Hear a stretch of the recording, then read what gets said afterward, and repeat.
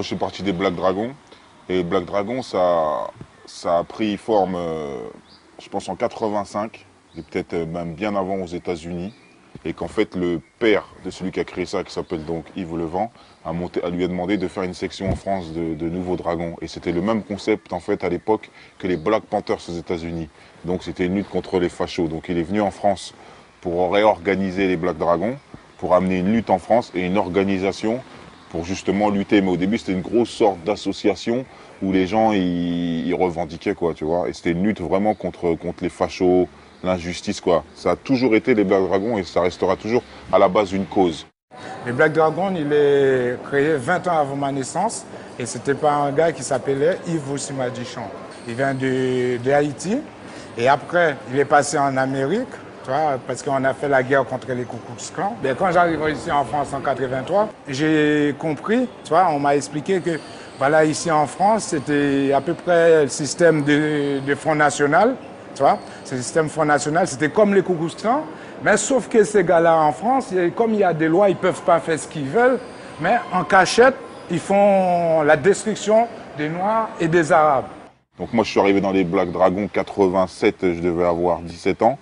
Et ce qui s'est passé, c'est qu'un jour, là où j'habitais, j'étais avec un ami à moi, donc Michael, qui est aussi Black Dragon, du coup. Et un jour, il était en skate. On était en skate, on doit avoir 16-17 ans. Et le skate, il glisse et il fait un coup de pied retourné. Et il y a un type qui passe et qui dit hey, « Venez voir, vous kiffez les arts martiaux ?» Et je dis « Ouais, moi je kiffe, c'est mon truc, tu vois. À la base, je faisais du football, mais je kiffe les arts martiaux. » Il me dit « Vous voulez rentrer dans... » Il ne dit pas ce qu'on voulait rentrer dans un gang. Il nous demande est-ce que on peut venir s'entraîner et voir où est-ce qu'il s'entraîne, parce qu'il est soi-disant prof de kung-fu. Nous, on dit ok, il nous laisse une carte, il dit voilà, vous allez au parc de Nanterre à la Défense, à côté de la Défense, donc à Nanterre là, et on s'entraîne, donc il nous donne les jours et tout, et c'est sur la colline. Moi j'hésite un peu, il s'en va, j'hésite, je me dis putain, est-ce que je vais y aller, est-ce que je vais pas y aller, qu'est-ce que c'est que ce truc, je connais pas les gens, en plus c'était jeune, c'est un mec, il avait déjà au moins une trentaine d'années. Mickaël, lui, il est beaucoup plus nerveux, il est beaucoup plus... Moi, je suis plutôt calme. Il me dit, bon, vas-y, viens, on y va. On prend rendez-vous. Si on peut dire ça comme ça, on se retrouve sur la colline. Il y a au moins, je vais pas te mentir, 150 Renois. Là, j'ai 16-17 ans. Les mecs en face, ils ont déjà 25-26 ans, sont tous en train de s'entraîner torse nu, pieds nus. Je dis, mais qu'est-ce que c'est ça? Et quand j'arrive, il dit, venez, venez et tout, on vous attendait. Et il y avait d'autres nouveaux aussi. Donc moi, j'arrive impressionné et tout. Je vois des mecs qui sont super costauds. Il nous dit voilà, je fais des arts martiaux, lui c'est le prof de kung-fu, lui c'est le prof de boxe thaï, lui c'est le prof de karaté. Entraînez-vous, mais il nous dit pas au départ que c'est une bande, etc. On n'en sait rien du tout en fait. Et là, il nous prend un peu à part, il nous dit voilà, là c'est pas le chef hein, des Black Dragons, c'est le sous-chef en fait. Et il nous explique, ça s'appelait Mamadou, et il nous explique que les Black Dragons c'est un gang et qu'en fait on chasse les skins. Voilà, moi je suis entré dans les Dragons dans les années 90 quoi. Moi les premiers gars que j'ai croisés dans les Black Dragons c'est Yves Levent, Killer, Shadow, Michael. Le plus gros problème qu'il y avait ici à la Défense, en fait, c'est les skins. Quoi. Et il fallait vraiment des gars qui soient là pour pouvoir s'en occuper, parce que voilà, on n'était pas tranquille. Quoi. Moi, j'étais au lycée avec, à 14 piges, j'étais au lycée avec Shadow. J'étais avec Valérie, Dominique. En primaire, il y avait Robert, grand Robert qui était avec moi. On l'a fait toute notre primaire ensemble. Donc, comme j'étais tout le temps à la Défense et que je me retrouvais dans toutes les embrouilles, on chassait des skins ensemble. Pour moi, c'était un bon combat. C'était le meilleur des combats pour moi, c'était chasser les skins. DS Boy, on appelait les derniers salopards. Moi je suis arrivé dans les Dragons, avant de rentrer dans les Dragons, j'étais le dernier salopard. On entendait sur les Juvisy, on entend, il y a une maman avec son enfant qui s'est fait agresser, elle faisait les courses. On lui a fait un sourire éternel, je ne sais pas si vous vous souvenez du sourire éternel. Tu t'attrapes un peu ici, prends un cutter, on te coupe ici, on te coupe ici, en même temps toi tu cries « Ah !» Ça te déchire ici les lèvres, vous vous rendez un peu compte des choses. Quand on fait ça à une maman, j'avais quoi? J'avais 14-15 ans, je me disais mais c'est pas possible. On faisait du sport, on avait des gars, on était OP. On a dit si c'est des shows, si vraiment c'est des skinheads, on va se croiser, on va les taper. Père son âme, qui s'appelle Momo, qui m'a dit « Je te conseille de rentrer dans les Black Dragons. Ça correspond à ton état d'esprit et nous les Asnais, on ne fait pas d'Asnais junior. » Et il y a beaucoup d'Asnais juniors qui sont déjà dans les Dragons. Donc, je me suis rendu à Croix-de-Chavaux. J'ai rencontré M. Yves, il y avait Chor, il y avait Grand Karim, tout ça, ils étaient là. Je suis venu avec ma patrouille parce que j'étais déjà organisé. Donc, on était à Nemours dans 77. Ouais. Et 91, c'est-à-dire toute la ligne sud, de Nemours 77-91 jusqu'à Paris. Les bourreurs, les mecs du 13e, les dragons volants, les Chinois, les Fight the Power, les félins, tout ça c'était notre clan. Voilà, donc nous on a les SOC, Syndicat of Crime, d'Evry et tout ça. Ben voilà, c'était ça l'esprit. Nous on est arrivés, bon, Yves il a bien vu que nous on était déjà chasseurs. On bousillait déjà les skinheads du 14e arrondissement. C'était notre première mission. J'étais adopté par les Dragons depuis tout petit, depuis l'âge de 11 ans. Je suis rentré dans les BD, mais surtout par rapport à la famille. Mon cousin Pompon et tout, il y a beaucoup de monde. Un jour, c'est un gars du Nord, avec mon père, par acheter un sac de riz. J'ai vu pour faire le mafé, et j'ai vu des skins tabasser des Noirs et des Arabes devant moi. Et j'ai dit non, c'est pas possible. Moi, je viens de la Côte d'Ivoire, donc j'ai dit non. Si on ne le nettoie pas, demain nos enfants ne pourront pas se balader à chaque lieu comme aujourd'hui. Moi, je suis chasseur de skins, de nature, chasseur de skins. Au fur et à mesure, de BD. Un an après que vraiment les dragons ont commencé à avancer, et je suis rentré, bon, avant j'étais dans un autre crew, hein, je vais pas mentir. Hein. J'étais dans un autre crew, il y a eu des histoires par-ci par-là, après je me suis retrouvé avec quelques gars à moi. Depuis 87, je crois. Avec Jérémy, les frères, Clark, Marvel, Kik et Tonigo. Il fallait qu'on fasse ça, faire un peu de nettoyage. La cause de chasser les skins, c'est nouveau pour moi, tu vois. Chasser les fachos, crâne rasé, qu'est-ce que c'est? Comme on les reconnaît, ils sont pas forcément rasés. Alors tu vois, ils te font une détection du mec, comment il est. Tout le monde croit que le skinhead, c'est un mec qui est crâne rasé, qui a le bon burst, mais c'est faux. Le skinhead, à l'époque, il est comme ça, mais il est aussi baggy, casquette, pour se fondre dans la masse, tu vois. Et il va au boulot, il a son costume, sa cravate, et après, quand viennent les moments, il met son bon burst et ça tape. On nous annonce que peut-être 2 semaines après, il faut faire une chasse. Donc c'est ma première chasse. Et là, je me retrouve avec Joe Dalton, Michael, Clark. Donc c'est ceux d'aujourd'hui, Clark de l'Attica, Joe Dalton, on se retrouve en chasse. Ma première chasse, je m'en rappellerai toute ma vie, elle se passe à Saint-Lazare, chasse au skin. Et là je me chie dessus parce que c'est la première fois que je me retrouve tête à tête avec des skinheads. Et moi j'ai 17 ans, ils en ont 30. Et puis je peux te dire que quand tu as des mecs qui font... là je fais pas le gabarit que je faisais à cette époque-là. Je devais faire 78 kilos. Aujourd'hui j'en fais 130. 120, tu vois, c'est ce qui est différent. Et là, tu vois des mecs qui sont monstrueux, alcoolisés, avec la haine dans les yeux. Et tu vois, à un moment donné, je comprends rien, parce que les autres sont un peu plus vieux, on est très peu à être beaucoup plus jeunes. Ça charge. Moi, dans la foule, charge. On s'en sort, il y a des bagarres, je vois du sang, je vois que ça pète. Là, je vois qu'à un moment donné, on dit partez. Moi, je parle avec ce que je fais, je suis les gens que je connais, mais on est tellement nombreux que tu sais pas qui est qui. Donc, tu suis les gens. Et je sors de cette chasse-là et je kiffe. Et je me dis, putain, c'est mortel. Maintenant, j'ai compris comment ça marche, c'est la guerre. Et là, tous les soirs, eux, ils voulaient faire une chasse toutes les semaines. Et nous, on dit non, non, non. Nous, on vient d'arriver, on veut une chasse tous les soirs. Et tous les soirs, on fait une chasse. Et on commence par Sèvres. Parce qu'il y a un Black Dragon là-bas sur Boulogne, qui s'appelle Blacky, qui lui, tous les soirs, parce qu'on avait des dragons de Versailles, tout ça, qui eux, tous les soirs, se tapaient les skinheads. C'est-à-dire que les skinheads savaient qu'ils allaient à la gare, savaient qu'ils prenaient leur dernier train, et ils attendaient à la gare, et les défonçaient à la gare. Et à chaque fois, ils venaient nous voir, et ils nous disaient, putain, les skinheads, ils arrêtent pas de me défoncer le soir, je rentre en courant. Je dis, putain, on va aller les défoncer. Donc il fallait travailler avec l'esprit, l'organisation. Hein, donc il fallait utiliser les moyens qu'il y avait. C'est-à-dire, il fallait avoir des espions, hein, il fallait avoir des gens qui infiltrent le clan ennemi. Donc lui, il a galéré pendant, je sais plus, 6 mois peut-être, à courir, etc. Puis on a dû organiser ça, donc on a fait une réunion, il est venu, il a expliqué son problème. Je lui ai dit, voilà, je galère, là, les skis, voilà. Sauf que nous, on était sur d'autres plans, d'autres descentes plus importantes. Donc à un moment donné, lui, pendant 3-4 mois, il a dû galérer. Donc on s'est mis sur son dossier, en gros, en disant, voilà, Blacky, dans ce moment, il galère. Il a les skins sur le cul. Il va à l'école où je sais pas où il y a des skins, donc on va les nettoyer. Donc on s'est organisé à savoir combien ils sont. Essayer de savoir comment ils s'appellent. Mais d'où ils viennent, quoi, parce que peut-être qu'ils sont ça Sèvres, mais peut-être qu'ils viennent de je sais pas, Rueil-Malmaison, c'est rien, Suresnes, d'où ils viennent, qui sait, et les risques, quoi. Donc il fallait faire les choses proprement, donc c'était programmé, calculé, c'était intelligent, et donc on est arrivé par exemple au Pont de Sèvres, on a fait un nettoyage radical, parce qu'on avait les informations, on avait le moment, l'heure, quel était le chef. Donc nous on a fait une petite surprise, alors que ce soit Blacky qui descend au dernier train, et ben c'était nous, on était une 50aine, Et là, surprise, surprise, qu'est-ce qu'ils ont fait? Ils ont commencé à courir, parce qu'il faut savoir que quand vous êtes le même nombre, après, on voit qu'ils sont des hommes et qu'ils sont des lâches. Et donc, ils se sont mis à courir, et là, ils ont pris des balayettes, un petit, tu vois, un petit règlement gazeuse. Et on s'est assis, on leur a dit, ouais, coup de poing, coup de pompe, on leur a dit, demain, on est là. Lundi, on sera là, mardi, on sera là, mercredi, on sera là, appelez du renfort. Et comme techniquement, ils n'avaient pas les moyens d'amener du renfort, et ils sont effacés. Pendant 2-3 ans, hein, ça coûte jusqu'à 91, on a attaqué Saint-Lazare, Saint-Michel, Châtelet, parce que Châtelet, la défense était remplie de skinheads. Châtelet, la défense, on voit aujourd'hui à plein de cités, mais à cette époque-là, 88-89, c'est rempli de skinheads. Et là, il y a Batskin, le chef des skinheads. De son vrai nom, on va se taire, on sait que sa mère est procureure. Et il y a un autre truc qu'il faut savoir, c'est que pour les avoir chassés pendant des années, on sait qu'ils ne sont pas nombreux. Des skinheads en France, des vrais, en tout cas à notre époque, il y en avait 100 maximum. Et après, graviter autour d'eux d'autres mecs, mais en vrai, ils sont qu'une centaine. Mais attention, la centaine qu'ils étaient, le power blanc là, c'était hardcore. Alors en fait, ce qui se passait, c'est qu'ils attrapaient des fois des meufs dans le RER, femmes enceintes, ils les défonçaient. Mais vous ne pouvez même pas imaginer avec quelle violence. Ou des fois, ils attrapaient un mec de chez nous, et il y en a quelques-uns qui sont passés sous leurs mains, coup de vitriol. Alors, j'ai expliqué la technique.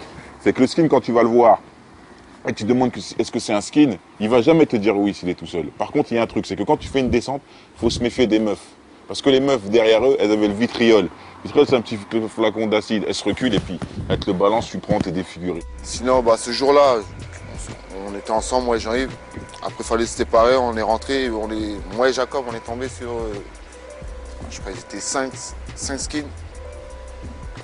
C'était chaud. En plus, il n'y avait qu'une sortie. Donc on a avancé comme ça, ils avançaient. On s'est regardé, on dit Jacob, ça va être chaud. Il dit c'est chaud, on est parti. On a commencé à courir, foncer sur eux. C'est battu dans tous les sens. Pendant que je me battais, il y en a qui m'a mis 3 coups de couteau, mais je continue à me battre.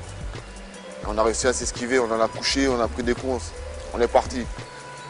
Et juste après, on devait aller en boîte et on avait rendez-vous avec des go et tout. J'étais avec Jacob. Il me dit, ouais, Jacob me dit, oh, on va à l'hôpital, tout. Je fais, non, moi je vais pas à l'hôpital, c'est bon, je suis un guerrier, je vais m'amuser et tout. Je suis parti en boîte. Je commence à danser, m'amuser. Je commençais à voir la jambe ça faisait bizarre. Les gars me disaient, on va à l'hôpital. Je fais, non, c'est bon. Après, au bout d'un moment, ça commençait à être chaud, on m'a emmené à l'hôpital. Le docteur dit, si vous n'étiez pas venu, votre jambe là, vous auriez pu la perdre et tout. Je fais, à l'époque, en plein après-midi, il y avait des skinheads. En plein après-midi, ils descendaient normal, ils faisaient leur travail. Et petit à petit, ils ont pris des coups et ils se sont dit, putain, oh là là. Après, il y en a qui perdent un doigt, une oreille. Attends, les mecs sont trop sauvages. Parce que nous, on était tous fichés, tous, faut le savoir. Hein. On tapait les skins, eux, ils rentraient chez eux. Nous, on allait au placard ou alors garde à vue ou contrôle judiciaire, tu vois. Et lui, rentrait chez sa mère parce que sa mère, elle est procureure. Parce qu'il faut savoir que, par exemple, le chef des skins, tu le tapes, sa mère, elle est procureure. Il suffit que comment? Moi, j'ai vu des mecs mettre des patates à des skins, le lendemain faire 6 mois. Alors que l'autre, il fait des Adolf Hitler. Qu'est-ce que c'est ça? Ça veut dire que déjà, on était parti avec un désavantage. 28 mai 88. Après l'annulation d'un concert, des skins passent à tabac 3 Antillais et 2 Indonésiens avant d'attaquer le commissariat de police. 1er octobre 88. Un skin de 19 ans surnommé Neurone tue d'un coup de pied en pleine tête un clochard endormi sur un banc public. 14 novembre 88. Inscription nazie sur les vitrines de commerçants juifs dans le quartier du Sentier, au cœur de la capitale. Nous sommes contre l'immigration qui métisse notre culture. Quitte à taper sur les immigrés. Quitte à les taper s'il le faut pour se faire connaître et pour se faire comprendre et entendre. Vers 91-92, on a dit non, là c'est trop, on va faire une chasse définitive. Et donc, on s'est alliés pour...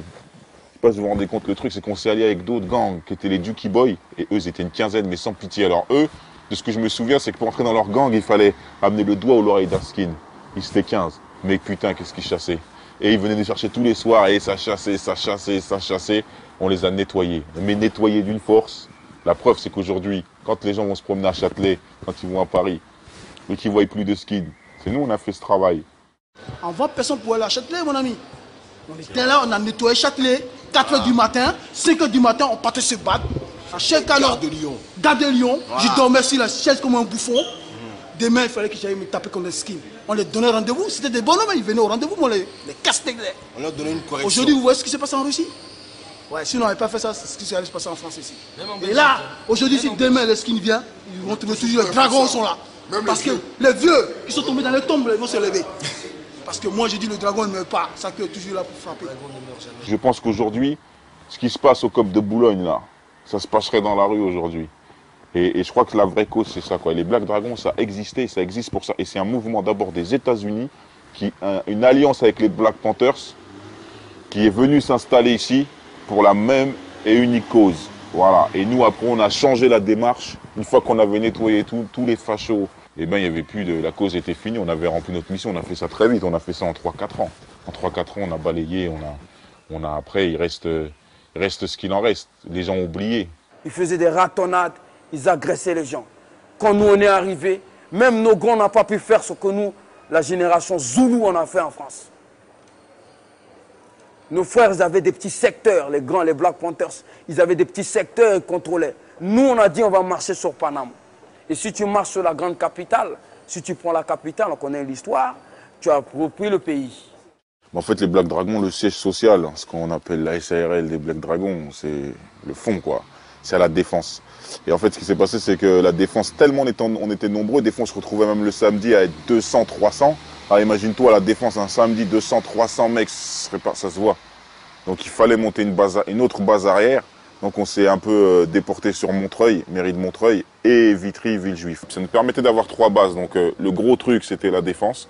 Ensuite, mairie de Montreuil, pour les grosses réunions, tu vois, voilà. Et ensuite, Villejuif. Mais la Défense, c'est là où on squattait. C'est-à-dire, on était là-bas tous les jours. Le premier recrutement que j'ai eu sur Montreuil. Mais les QG étaient toujours ici, à la Défense. Le quartier général, c'était la Défense. Donc tu avais des gens qui se connaissaient à peine, quoi. Des gens qui se connaissaient à peine et qui faisaient confiance à lui, mon bras droit, mon bras gauche. Même si on se connaît à peine, on est des Black Dragons, c'est pareil, c'est la même chose. Pour te dire la puissance qu'il y avait, une solidarité qu'il y avait pour tout le monde, n'importe quel pays, hein. Zaïrois, Antillais, toute génération, toute nationalité, et c'était pas, les mecs, ils n'étaient pas tous de la même cité. Donc tu avais des mecs de Cergy, des mecs de 78, de Saint-Quentin, Suresnes, Puteaux. Au niveau des magasins, on était un peu chez nous. Voilà, on avait envie de se servir, sincèrement, on se servait. On sort de l'école, on va à la Défense. On sort du boulot, on va à la Défense. Pourquoi? On voit tous les amis et tout ça. Et après on se préparait pour sortir, pour aller en boîte de nuit et tout, s'éclater.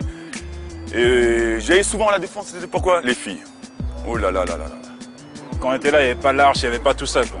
30 ans passé à la Défense, quoi. Je connais les coins et les recoins d'ici malgré tout, quoi. Ils ont changé, mais les sous-sols restent les mêmes. Voilà, Gambetta là-bas. C'est là-bas qu'il y avait Bafia, Killer. Et on rencontrait à l'époque déjà Ajax, Tyson et tout ça, quoi. C'est immense, ça veut dire que tu peux te fondre dans la masse avec les gens, tu fais ce que tu veux là-bas. Et même il y avait même des règlements de compte le samedi, les keufs, ils n'avaient même pas le temps de réagir. Je veux dire, après, ça ne savait même plus qui était qui quand tu as 300 mecs. C'était incroyable. Donc vraiment, la base arrière, c'est la Défense et tout s'est passé là-bas. Tout a été réfléchi là-bas avec Nanterre, parc de Nanterre. Et d'ailleurs, comme les Black Dragons, c'était que des Blacks en fait. Mais gravité autour, il y avait d'autres bandes. Donc on a monté une section qui s'appelait les Cobras. Et donc on a récupéré beaucoup de rebeux de Nanterre. En fait, les Cobras, c'était juste une filiale, on va dire, des Black Dragons. Et ceux-là, qu'est-ce qu'ils étaient violents, ceux-là. Bah, la Défense, c'est sûr qu'on était contents aussi qu'il y avait les Black Dragons avec nous. Ça nous a vachement aidés.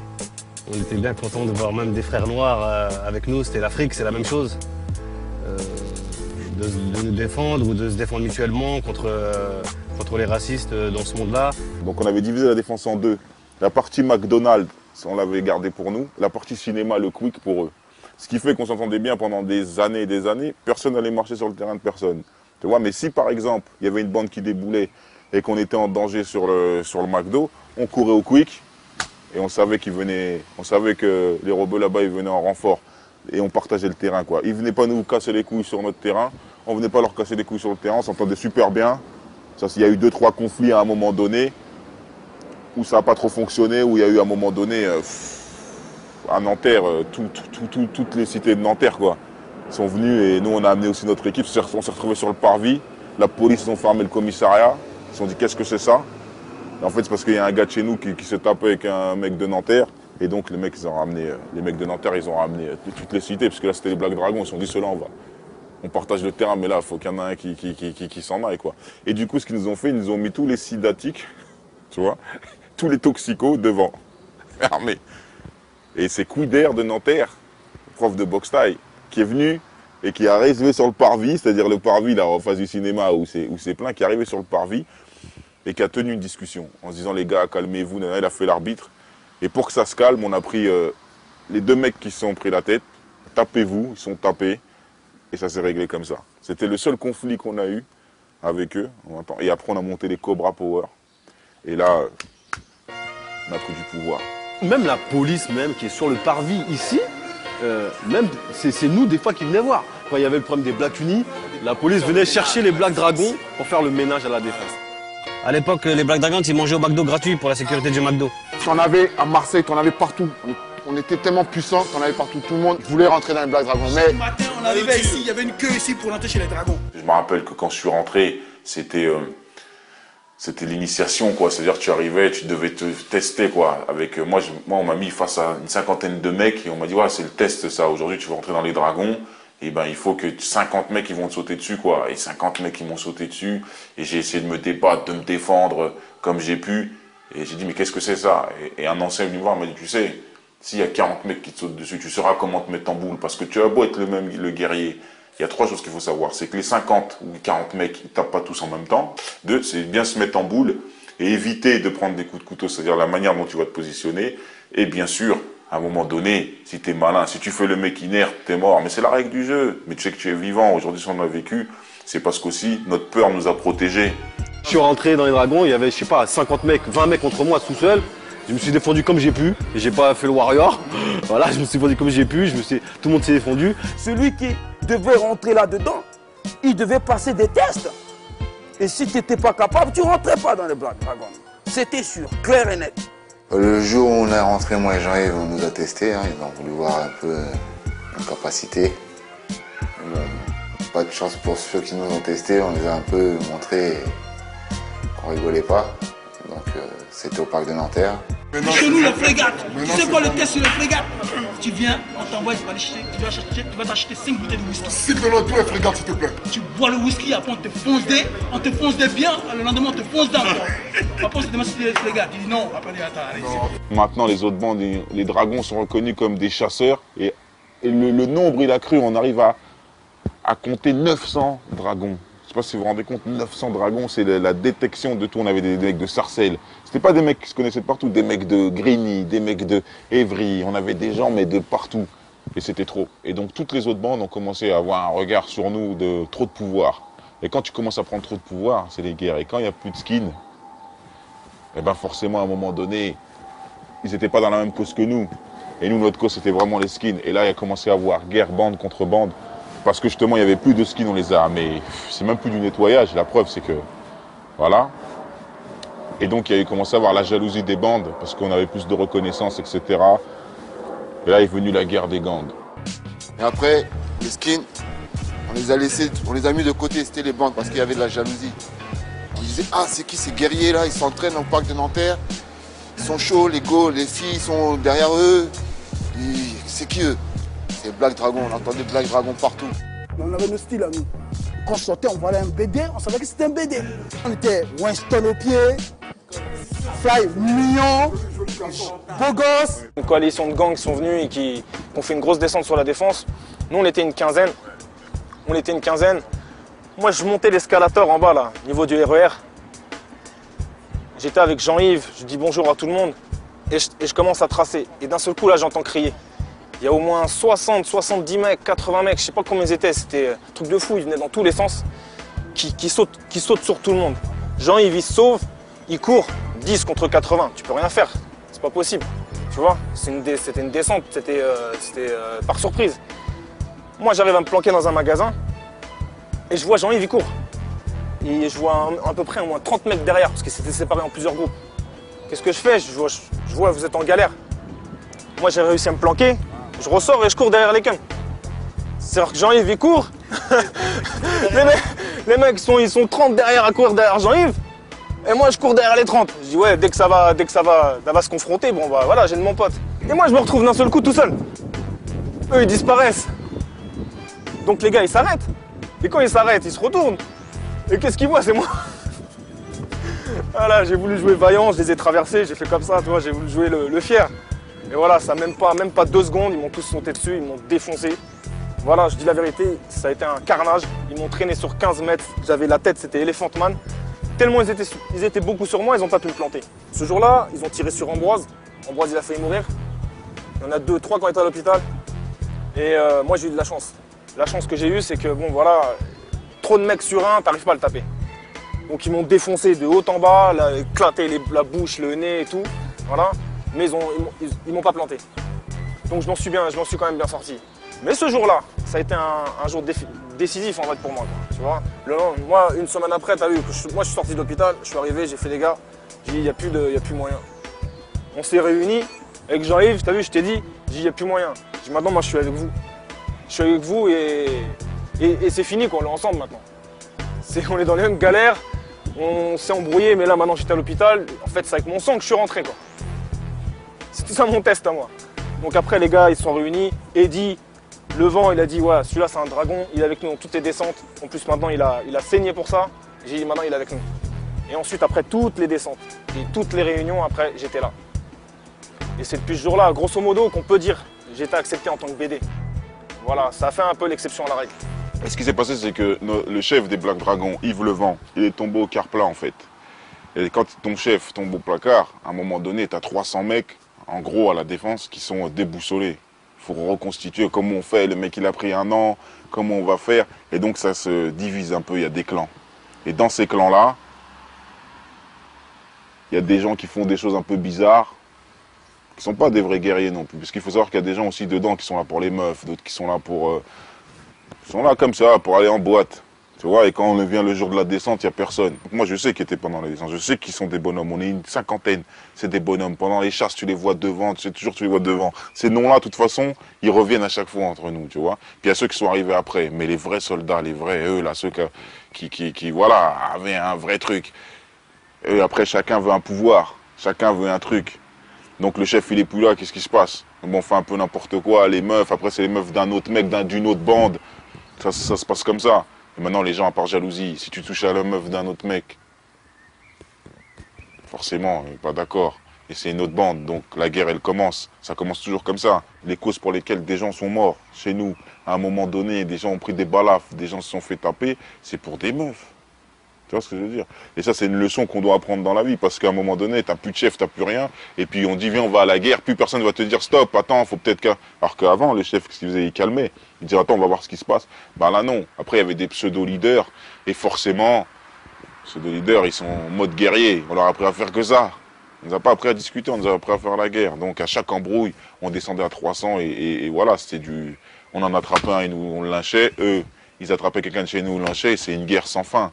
J'étais avec, comment il s'appelle, Idriss, il se rappellera. Il s'est fait chicoter après par les dragons parce qu'il sait ce qui s'est passé. On devait aller en boîte, c'était à Châtelet. Ouais, où il y a les frites merguez, tout ça là. Et là-bas, on était en pleine guerre avec les RJ. Je dis, là je les cite parce que ils ont été traites ce jour-là. Ils traînaient à Châtelet, hein, à cette époque, c'était ça, hein, Jean-Yves, ils traînaient à Châtelet. On devait aller en boîte à Châtelet. Donc, Idriss, il me dit, on fait un détour pour arriver à Châtelet. Je sais pas, il voulait me faire traverser, nana. Je fais, écoute, ce jour-là, je sais pas ce qu'il m'a pris. Il dit, t'es un guerrier ou t'es pas un guerrier? Il me dit, oui, je suis un guerrier, parce je l'avais jamais vu à l'œuvre. Il dit, oui, je suis un guerrier. Je fais, bah, tu sais quoi, on va à Châtelet, on ne fait pas de détour. Si on tombe sur les gars, c'est parti. Je dis, ok. Manque de peau, je tombe sur les gars. Quand ils m'ont vu, ah, Michael, ils ont commencé à rire, ils étaient pleins. Là, je regarde Idriss, je dis, ah, c'est chaud. C'est chaud. Donc les gars, il y en a un qui était chaud chez eux, ils voulaient se la raconter. Il dit, oh, je le prends tout seul, là, là. Dans ma tête, je dis, ah, si c'est que ça, c'est bon, peut-être je vais m'en sortir. Mais j'ai commencé à le chicoter, ils m'ont sauté dessus. Il y en a un en traite. Je sais qui c'est, hein. Si tu m'écoutes, j'ai jamais... Il est venu, il m'a fait des petites cicatrices dans le dos, je vais vous montrer. Je raconte pas des conneries, il sait c'est qui. Mais je t'ai pas oublié, papier. Je t'ai pas oublié. Toujours, hein, on est là. Coup de couteau, là, c'était pas... ça rigolait pas, ils en attrapaient un. Je veux dire, il y a des gens, ils ont eu la misère. Tu reviens de là-dedans. Si tu as couru pendant la descente, comment tu vas te repointer à la défense? Bagarre, main nue. Moi, il n'y a pas besoin de couteau, arme. Face to face.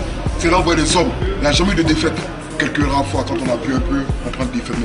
Tête à tête, toute la bataille. On gagnait toujours, t'es toujours vainqueur. Toujours vainqueur. Marqué. Toujours vainqueur. Il y a eu beaucoup de bandes, hein. Maintenant, t'es les meilleurs. Alors, qui contrôlait Paris à cette époque-là? Ce qui est clair, c'est que les Black Dragons, on en a entendu parler et on entendra parler comme une légende, parce que tellement étant nombreux, difficile de mettre des vraies têtes en face de nous. Moi, je pense qu'on a lutté des années avec les RJ, encore on s'est fait une guerre, voilà, et les Mendy. Voilà. Moi, c'est ces gens-là avec qui on a lutté, mais pour une cause, personne ne sait pourquoi ni comment. Comment ça a commencé, je suis incapable de te dire. Comment ça s'est terminé, je suis incapable de te dire. Aujourd'hui, ce qui est sûr, c'est que moi, dedans, dans ces ennemis, il y a des gens que je connais. Et pendant le mouvement, quand je me suis battu avec eux, c'était même pas des êtres humains pour moi. Je me suis dit, là, on considérait même pas leur tête, s'il y avait des têtes à prendre, quoi. On pouvait se flinguer sans se poser de questions. Et aujourd'hui, quand le temps est passé et que je discute avec certains d'eux, ils sont comme moi, les mecs, en fait. Et si je leur demande la cause pour laquelle on s'est mis sur la gueule, il n'y en a aucun qui peut me dire la raison. Par contre, je sais un truc. RJ, Mendy, Dragon, en face, c'était des bonhommes. Le Black Dragon, il vit avec les arts martiaux. Il ne peut pas respirer sans les arts martiaux. L'art martial, je peux pas vous expliquer. C'est se lever ce matin, respirer, penser. Il y a des gens qui sont nés pour faire ça. Moi c'est mon truc, quoi. Les dragons, sans ça, il n'y avait pas de raison de rentrer dedans, quoi. C'est tout ce qui m'a d'ailleurs amené chez les dragons, c'est que j'aimais les sports de combat. Il faut bien expliquer une chose. Black Dragon, c'est la mythologie des arts martiaux, les techniques des animaux. Que tu pratiques le karaté ou machin, tout est inspiré de la nature. D'accord? Le vent, etc., tout ça. Donc si tu adhères à l'esprit des arts martiaux, tu dois être forgé mentalement ainsi que physiquement. Et tu travailles avec, tu marches avec ton cœur et ta conviction. Donc l'honneur, dignité, loyauté, force, code d'honneur. À partir du moment que tu dis dragon, ça va de soi que n'importe qui pratique, qui rentre, qui intègre, qui adhère à l'esprit de Black Dragon doit pratiquer les arts martiaux. Et nous tous, on a commencé les arts martiaux quand on était gamins, quoi. Moi j'ai commencé en fait par le karaté à l'âge de 7 ans à peu près. J'ai continué, j'ai eu ma ceinture noire à 15-16 ans. Et après je suis passé par le taekwondo directement, quoi. Parce que je trouvais qu'au karaté on n'arrivait pas vraiment à se toucher, c'était pas vraiment ça, quoi, à l'époque. Et le taekwondo, j'ai démarré le taekwondo à partir de là jusqu'à maintenant. J'ai fait du foot et du taekwondo en Côte d'Ivoire. J'ai toujours jonglé avec les deux. Et on m'a toujours dit que si j'avais choisi une branche, j'aurais pu faire carrière. Voilà. Avec tout ce qui s'est passé après. J'ai commencé la boxe anglaise à 14 ans. J'ai fait à peu près 6 ans d'anglaise. Le parcours sportif, il a été un petit peu freiné par les blessures. Mais sinon, j'ai été blessé avant la quart de finale du championnat de France. J'ai réussi à aller en demi-finale du championnat de France et blessé au bras gauche. Et ensuite, j'ai boxé quelques indépendants, professionnels, et j'ai arrêté sur des victoires, quoi. J'étais puncher, donc voilà, boxe anglaise. Ensuite, j'ai enchaîné autre chose. Et après, j'ai plutôt fait les arts martiaux, penchak silat, tout ce qui est un peu self-défense. Et voilà, ça, c'est à peu près mon parcours sportif. Aujourd'hui, moi, mon truc, ça a toujours été plus la boxe thaï, de la boxe thaï, du kickboxing. Je sors de là et pour moi, c'est pas faire un sport, c'est apprendre à vivre avec ça, quoi. Mais un truc que je voudrais dire, c'est que je suis monté sur les rings, j'ai combattu. Je pense qu'un vrai combattant, c'est quelqu'un qui a peur. Et il y a 2 règles dans cette vie, c'est maîtrise ta peur, quoi. Et la différence entre celui qui va monter sur le ring, c'est la différence entre le héros et le lâche. C'est qu'au début, on est tous des lâches. Et après, celui qui avance le pas devient un héros. Et c'est ça la seule différence. Mais au départ, on est tous pareils, on vit avec la peur. Et c'est cette adrénaline, ce truc qui fait que parmi nous, parmi les dragons, on avait cet esprit de combattant, de toujours aller plus loin. Toujours les arts martiaux nous poussaient toujours plus loin. Parce que justement, cette peur, tu vis avec. Et la seule fois où j'ai ressenti cette peur, quand j'allais dans les chasses d'esquine, etc., dans n'importe quelle descente, c'était sur le ring, dans le vestiaire, avant de monter, se demander qu'est-ce que je fais là, pourquoi je suis venu, me rappeler est-ce que je suis un vrai guerrier, mais le mec je le connais même pas. Et quand j'allais dans la chasse aux skins, c'était pareil, j'étais avec des mecs, je dis peut-être que je vais parvenir, et est-ce que je suis bien entraîné, est-ce que je suis préparé? Et tout ça, tu vis avec. Et quand tu l'as depuis très jeune, et ben aujourd'hui, à l'âge que j'ai, je vis avec, je respire avec. Aujourd'hui, j'ai plus de raison de monter sur le ring ni de combattre. Et je pense que c'est une recherche de soi-même, une paix intérieure que de pratiquer pour aller au plus loin, parce qu'il y a le corps, mais la tête, elle est nos limites. Ce qui fait marcher le corps, c'est la tête. Et ce qu'on pratique, le kung-fu, le karaté, la boxe thaï, ça te permet d'aller plus loin et d'apprendre à te connaître.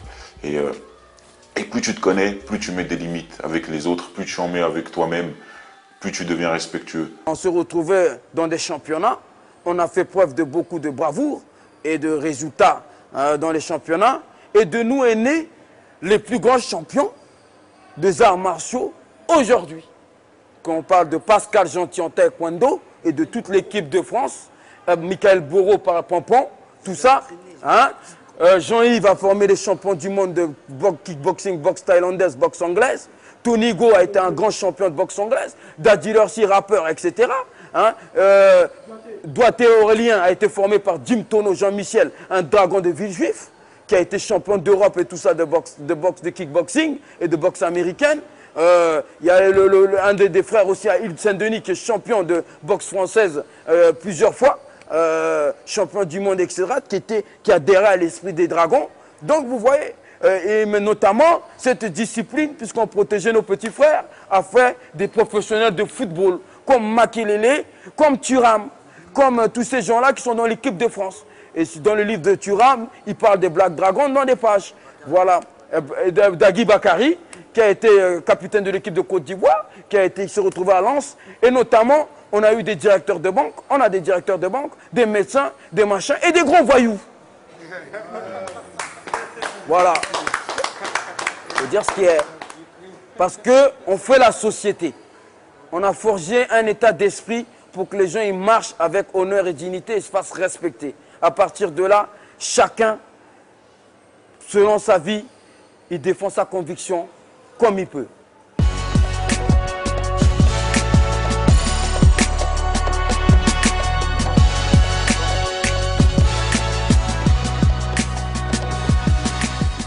Dans les années 80 jusqu'à 90, dans les rues de Paris, quand on arrivait en troupe habillée pareil, eh ben, on disait telle boîte, vous ne faites pas rentrer les gens de couleur, la boîte ne va plus exister.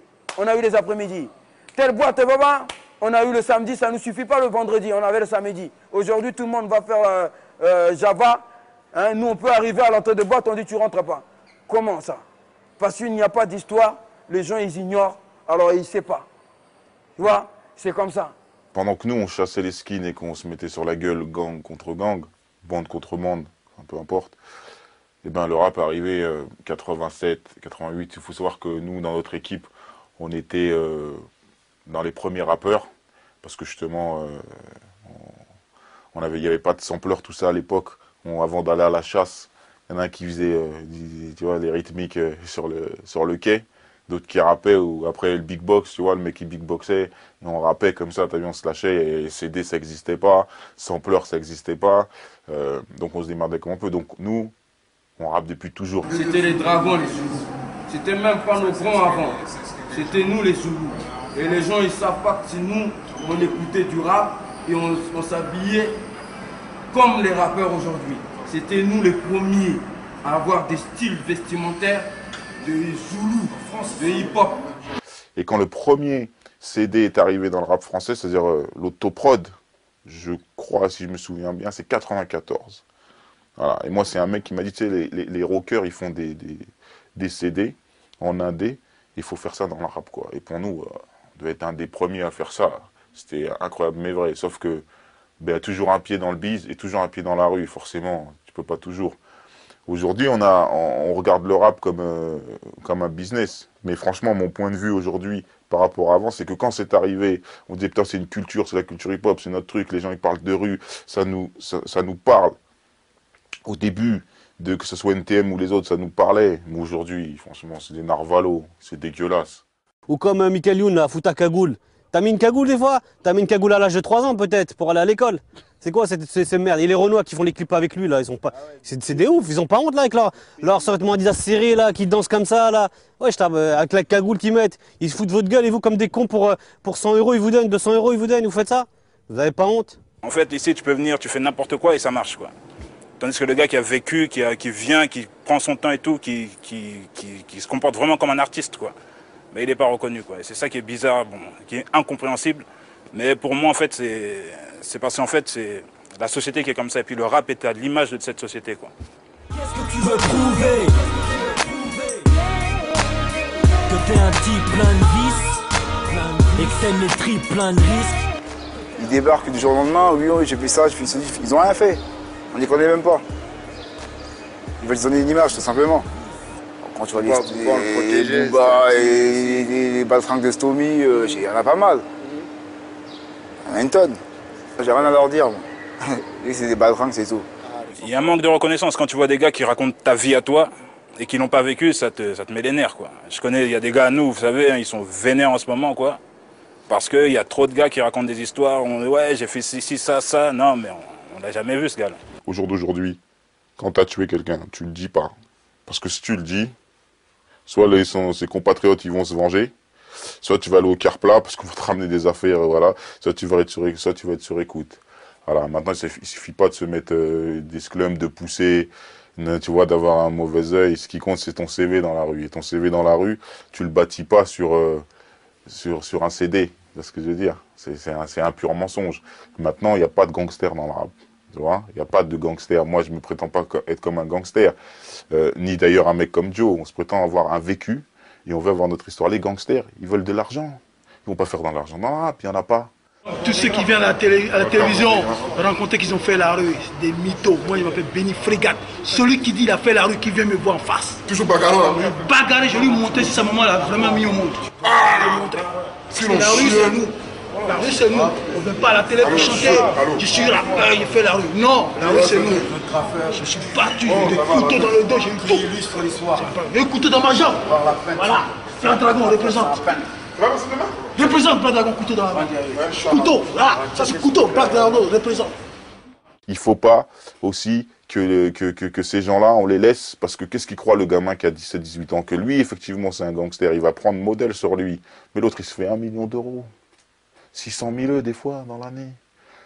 Et toi, tu vas jouer les gangsters, tu vas rien prendre du tout. Ce que tu vas prendre, c'est une peine de prison.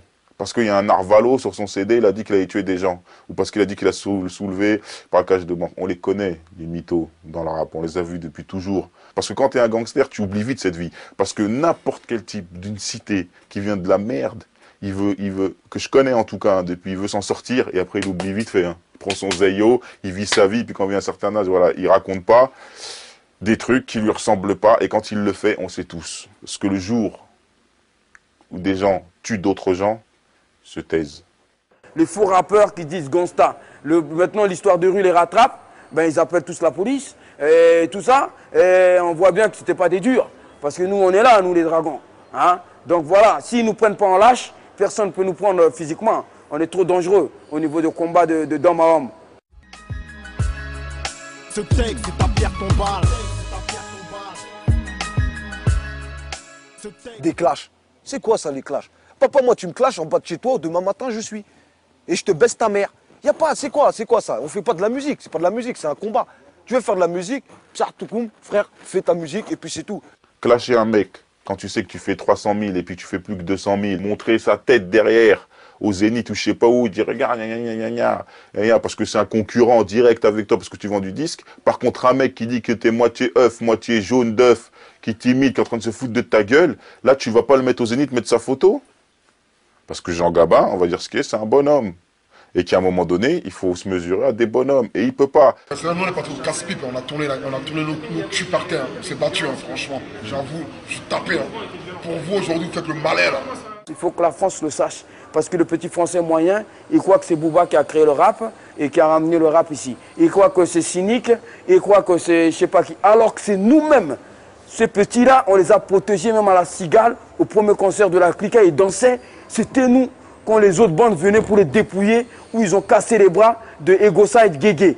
Il a fallu, hein, des petits à Blacky, à Michael, hein, il a fallu qu'on aille régler ça. hein, et quand les skins de Boulogne les attaquaient. Je travaillais avec Zox, et moi, à un moment donné, je vais dire un truc. C'est quand t'as pas les moyens de mettre tes couilles sur la table, tu les mets pas. Parce qu'un bonhomme, il met ses couilles sur la table. Et Zox, c'est un petit enfant qui croit qu'aujourd'hui dans le rap, on joue quoi. Mais des gens comme nous, dans le rap, moi quand j'ai suivi sa cause, j'étais pas en train de jouer. Et les gens chez nous, ils jouent pas. Il fait un clash, il parle d'un mec, moi ça me dérange pas. Dis pas le nom, ok, y a pas de souci, mais l'assume pas. Parce que l'assumer, ça veut dire quoi? Ça veut dire aller et mettre la pression. Le type, il va à la radio. On voit dans Planète, là, mais là, il parle, on dirait un petit enfant, il n'y a aucune communication. C'est un mec de la haute school, il est là dans le rap depuis des années. Il est incapable d'assumer, alors que c'est un leader, soi-disant, du rap français. Et il dit, franchement, on va te coucher, arrête la musique. Aujourd'hui, on dit à certains rappeurs, vous êtes trop vieux. Et comme vous êtes trop vieux, c'est la chaîne maintenant, il faut laisser la jeunesse. Qu'est-ce que c'est ça? Le rap, aujourd'hui, c'est pour des gens qui ont 40 ans, 35 ans aussi. 45 ans, pourquoi? Parce qu'ils ont commencé quand ils avaient 16 ans. Ils ont 35 ans, c'est leur culture. Et on leur dit, bougez, et laissez des gamins qui ont 17, 18 ans prendre le flambeau. Mais ils n'ont jamais demandé à passer le flambeau, vous les mettez à la rue.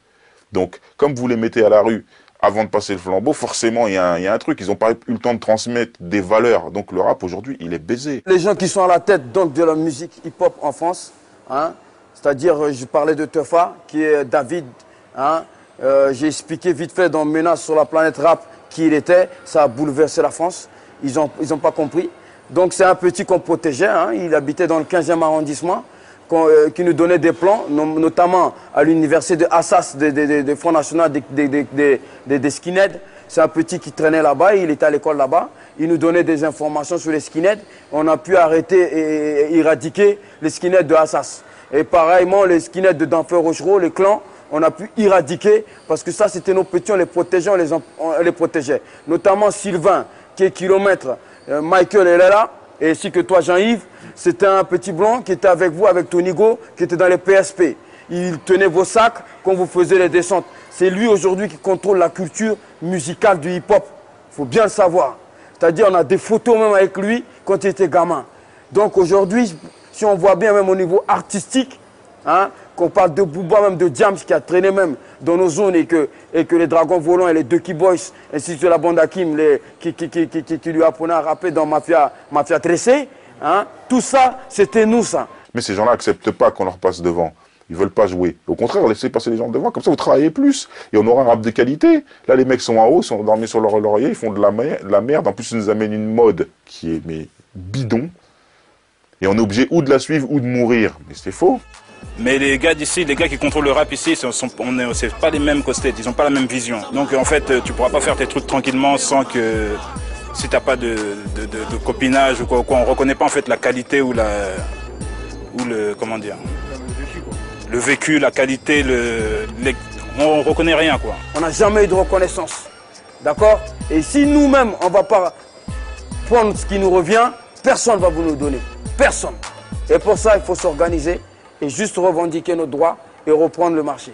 Parce que ça, c'est important. Aujourd'hui, quand on me parle de directeur artistique, de mecs en radio, de magazines, de ma génération, de ce que je connais de la culture hip-hop, j'en connais aucun.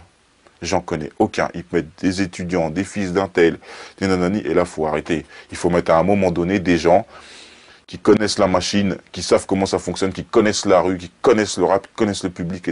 Et tant qu'on fera pas ça, on n'avancera pas. Ils veulent qu'on chante, mais on marche pas. Ils t'ont promis la playlist et toi tu marches au pas. Le move à Paname, ça marche pas. Tous les gens qui sont passés sur Skyrock ont eu leur carrière de baiser. Ils ont fait 2-3 albums et après salut. Pourquoi? Parce que Skyrock c'est un public de gamins. Et qu'à un moment donné, ça correspond plus. Le gamin est grandi. Et nous, on est encore là, on veut du vrai rap. Moi j'ai 36 ans, je veux du vrai rap. Mais quand tu choisis de choisir des enfants, tu vois ce que je veux dire? Il faut l'assumer. Il faut assumer qu'à un moment donné, ils vont grandir et qu'ils vont passer à autre chose. Donc notre regard dans le rap en se disant, bon, Skyrock, c'est bien. Skyrock, il passe du rap. On va arriver à un truc où le rap va s'ouvrir, ça va grandir. On va pouvoir... Or, c'est faux. Ça n'a pas du tout grandi. Les gens qui maîtrisent les radios, les directeurs, ben, c'est pas les gens qu'il faut. Si on leur demande d'où vous sortez. Moi, j'ai parlé de Lenny. Il était, la génération était coursier, le bordel. Qu'est-ce que c'est ça?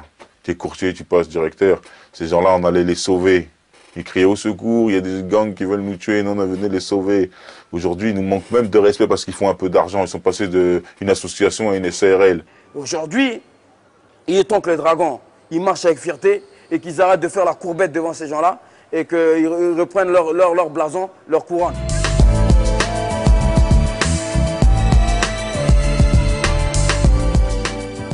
Par exemple, à mon époque, quand j'étais jeune, il y avait des règles de base, quoi, tu vois. Respecter les parents, des choses comme ça. On retrouve plus ça dans cette vie-là, en 2007. Et ça c'est triste. Et je pense qu'il y a autre chose à faire que de brûler des voitures. Et à un moment, il faut réfléchir parce que ça nous fait du mal. Et ce mal-là, ben, tu vois, moi j'ai des gosses et ils vont payer les pots cassés, quoi. Mais les petits, ils n'ont rien à faire. Bon, on leur parle, on essaie de les inciter à bien faire les choses. Bon, surtout par rapport aux élections, on les incite à voter. Mais ils sont quasiment tous, hein, à 90%, ils sont partis voter. Franchement, ils ont fait leur papier, tout ça, ils ont assuré. Les petits, ils ont plus d'argent dans le business que à l'école, donc c'est très dur vraiment de discuter avec eux. Nous, on a compris, hein, parce que bon, autour de nous, hein, on parle énormément. Clean, on se voit pas souvent, mais dès qu'on se voit, on discute et tout. On me conseille, me parle. Moi, j'ai toujours su, j'ai 35 ans, je les ai eu le 21 juin. Mais toujours, mes aînés, ils ont toujours été derrière moi. Ils ne m'ont jamais lâché. Je pense qu'à un moment donné, il faut que tout le monde grandisse dans le même sens. Et arrête de faire des guerres de cité qui sont inutiles. Et en plus qui nous défavorisent aux yeux de l'État. Parce qu'aujourd'hui, tout ce que les anciens ont essayé de construire, la jeunesse qui arrive derrière, elle va la détruire. Et on peut voir ça dans le monde durable, dans le monde du travail, dans le monde de la vie. Et je peux comprendre aussi, parce que il y a des choses, c'est que dans ce système français, on vit trop dans les peut-être. Et je comprends qu'un jeune qui va au travail, on lui dit reviens demain, peut-être qu'on va te donner le poste, peut-être pas, ou c'est pas moi, c'est l'autre. Tu vois, dans les boulots, c'est un peu comme ça. Et que les jeunes qui arrivent derrière nous, ils n'ont plus envie de peut-être, quoi. Ils veulent que ce soit concret, ils veulent tout de suite. Et forcément, ça amène des fois à de mauvaises choses. Et les jeunes qui sont nés là-dedans, comme ils n'ont pas vu des gens qui se descendent, qui leur jettent de l'acide sur eux, qui leur mettent des coups de couteau, ou avec des fusils qu'ils ont de chasse, ils leur tirent dessus ou les jettent dans la Seine. Et bien comme ils ne subissent pas ça, ils croient que leur problème, c'est leurs voisins qui leur ressemblent. Alors ça devient des guerres de cité, des guerres de porte à porte, et après ils se disent on est les kings, parce qu'ils croient que la France va les laisser faire tout le temps. Alors que nous, si on a été éradiqués, nous qui étions solides et durs, eux, ils vont être éradiqués à un moment donné. C'est clair et net, c'est une question de temps. Et c'est à ça qu'il faut réfléchir. Il ne faut pas donner crédit aux gens qui, eux, justement, n'attendent que ça. Et se servent de cette violence, d'une violence... Vous savez, il y a une chose, c'est que dans la cité, il y a ceux qui imposent la violence, qui la cherchent, et il y a ceux qui s'en servent. Et souvent, les têtes, celles qui sont en avant, celles-là, elles prennent jamais. Et l'État français, eux, nous jugent que sur ce qu'on a fait de mal. Mais dans la cité, il y a aussi des choses bien. Et la jeunesse, elle a aussi des bons côtés. Il faut sortir ses bons côtés. C'est vrai, comme disait Joe ou d'autres gens dans ce DVD, on a fait des footballeurs, on a fait des grands athlètes de haut niveau. Il ne faut pas oublier ça aussi. Maintenant, mon combat, il est autre. Au début, c'était les skins, c'était le racisme, c'était la cause black, rebeu. Tu vois, c'était cette cause-là. J'ai voulu faire partie de ces gens-là. Tu vois, on l'a tous soutenu SOS Racisme. Même si après, ils nous font des trucs bizarres là, tu vois. Hein, ils se font politiser à mort et maintenant, on n'a plus confiance en eux. Mais au début, c'était la cause qui nous a motivés. Ensuite, moi, en 93, quand j'ai découvert l'islam, je me suis converti à l'islam. En islam aussi, j'ai appris. J'ai voyagé. J'étais à Damas, j'étais au Soudan. J'ai vu le baratin là, qui nous raconte là, à la télé là, sur le Soudan. Et qu'en réalité, c'est que du pétrole, c'est qu'une histoire de pétrole. Et toutes les guerres qu'il y a dans le monde qui sont faites par cet enculé de Bush, c'est que et uniquement pour avoir hégémonie sur toute la planète. C'est que de la politique à 2 balles. Donc moi, ce qui m'étonne même aujourd'hui, c'est qu'à la base, on était hip-hop, on était censé avoir un message. Alors le message, il ne doit pas s'arrêter à la cité. Je vois être dans ma cité, je m'emmerde. Allez vivre en Afrique, allez vivre dans les pays du Moyen-Orient, allez vivre, vous allez voir comment ils crèvent la dalle. Moi, j'ai vu les cadavres là par terre, là, j'ai vu du monde. J'ai vu les gens, ils n'ont rien à becter. Nous, ici, on arrive à s'en sortir. Regardez, on est tous tocos, on mange bien. Là-bas, ils sont comme ça. Là-bas, ils crèvent de maladies qu'ici, c'est pénin. Donc, il faut qu'on arrête de se plaindre. Et que moi, mon combat aujourd'hui, c'est de nous réveiller. Nous réveiller au lieu de se taper entre nous. au lieu de faire nos conneries là, entre bandes, il faut recadrer le débat, il faut recadrer et pas se tromper d'ennemis. Il ne faut pas qu'on fasse peur aux gens. Il ne faut pas que ces gens regardent ce DVD en se disant bah, tu vois, c'est des animaux, parce que c'est carrément pas ça. C'est carrément nous un message pour dire voilà, que tu sois noir, que tu sois blanc, que tu sois jaune, handicapé, ou qu'est-ce que soient tes convictions, faut respecter. Mais si tu nous dérespectes, forcément, tu trouveras quelqu'un face à toi. Tu ne trouveras pas des esclaves avec des chaînes à baisser la tête, à dire ça fonctionne comme ça. Sinon, c'est de la dictature. Et nous, on ne fait pas partie d'un système où on a envie qu'il y ait une dictature. Nos parents, ils ont souffert. Ceux qui sont arrivés aussi avant ont encore souffert. Nous, on est à la limite. Donc tout ce qu'on construit là, c'est pas pour que nos enfants ils souffrent ou pour que la jeunesse elle souffre. Il faut que ce qu'on construit là, demain, ça amène à quelque chose de nouveau. Parce qu'aujourd'hui, les jeunes de quartier, ils ont les maisons de jeunes. Nous, on n'avait pas de maison de jeunes. Ils ont des aides de partout. Et ils continuent à crier, il nous faut des choses. Dans l'assistanat, ils pensent que les choses vont tomber du ciel. Comme on a dit, il y a un Père Noël, il est barbu, il vient avec un machin, il croit que ça va tomber. Ça ne tombe pas, il bousille tout. Non, je ne dis pas il faut qu'ils aillent chercher. Parce que là, on revient. Il faut qu'ils aillent se battre. La porte est fermée, tu ouvres la porte. Il faut accepter l'esprit de sacrifice. Pas spécialement humainement, physiquement, mais il faut accepter de sacrifier. C'est-à-dire que quand tu pratiques un combat, tu as un combat demain, tu dois faire le régime alimentaire, tu dois mentalement être prêt. Même quelles que soient les conditions de vie, que tu vis mal ou que tu ne vis pas bien, tu dois dire demain j'ai un combat, je dois m'entraîner, je ne dois pas trop manger. Quand tu sens le bon odeur de la bouffe, tu dis ah demain j'ai combat, je dois être au poids. Et je dois faire la fierté. Même si tu perds le combat, à partir du moment où tu as respecté tous tes sacrifices, tu sors de là vainqueur. Tu as dépassé un cap de ta vie, tes limites. Notre destin, il n'est pas fait pour être maçon, charleur. On peut aussi être avocat, on peut aussi aider d'autres gens, enfin, rentrer dans ce monde et dans ce social, pas forcément avec une cuillère dans la bouche, mais avec un bon pied, même si au départ c'est plus difficile pour nous, parce qu'on est d'une couleur, d'une autre nationalité. Et quand je dis une autre nationalité, c'est pour ceux qui ne sont pas français, parce qu'aujourd'hui, quand tu vois les extrémistes qui disent qu'il faut des Français de souche, mais proposez-moi des Français de souche, montrez-moi des Français de souche. J'en vois pas. Moi, pour moi, la France, c'est aujourd'hui un truc multicolore, il faut vivre avec. Et vous êtes obligés de vivre avec nous et avec ces jeunes de cité qu'il faut aider, il faut faire avancer, il faut que les choses, je répète, elles changent. Et nous, on est là justement pour que ça change. Et moi, je donne un conseil à tous les anciens des quartiers, ceux qui s'en sont sortis, bah, on n'oublie pas d'où on vient. Et c'est pour ça que de toute manière, le passé nous rattrape. Et on doit forcément, on ne peut plus changer le passé, mais on peut accorder un avenir au futur. Et ce futur, c'est les gosses des cités, quoi. Et c'est ceux-là qu'il faut faire avancer.